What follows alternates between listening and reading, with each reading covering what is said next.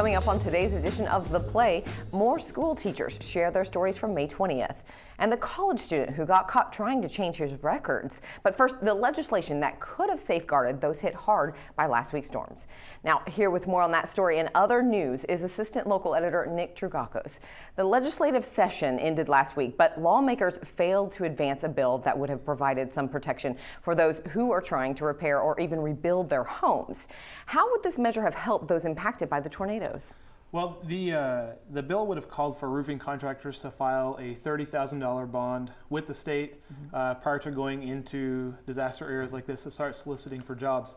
And of course, that would have provided some good protection for homeowners, because there's probably going to be more people that need help than the contractors available to work and get things done and get all the houses repaired.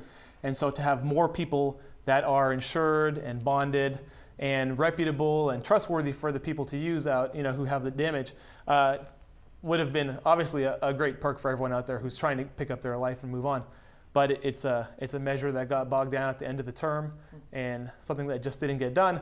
So it leaves people who need work on their house, on their roof, kind of in the same situation they would have been in before. Yeah. Making sure you're aware of who you're hiring, checking their background and trying to find someone who's a reputable person to get the job done. So there's a little bit of irony. Well, Nick, last week we heard from some of the brave elementary school teachers, but today educators from the Highland East Junior High School recounted what they saw. What were some of the stories we heard this morning, and did the teachers say if they plan to return to the school? Yeah, this was something that we really wanted to get into Highland East. We felt in our reporting that we've done a lot on Plaza Towers Elementary, we've done a lot on Briarwood Elementary School, but Highland East had received a significant amount of damage too to their gym. They just narrowly missed a direct hit from the tornado.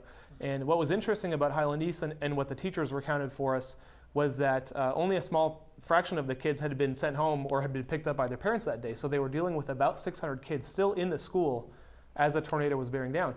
What the teachers told us is that they followed, to a T, their tornado procedures. They executed the same way they had always practiced it.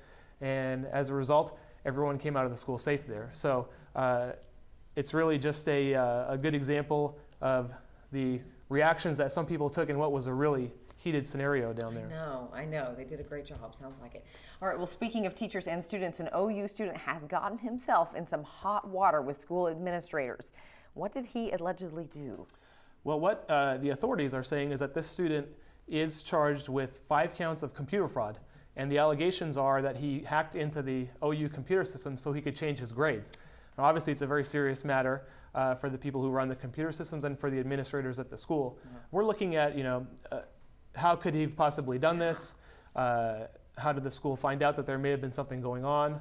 And just how big of a problem is this kind of thing, grade hacking, if you will, at the schools, and how do the schools prevent it? So we're looking at all those issues. Man, kids nowadays, too smart for their own good. Oh my gosh, that'll be interesting to see what happens there. Well, you can read all of these stories and much more in Thursday's Oklahoman and on newsok.com. Thanks for joining us for The Play, where you get tomorrow's headlines today.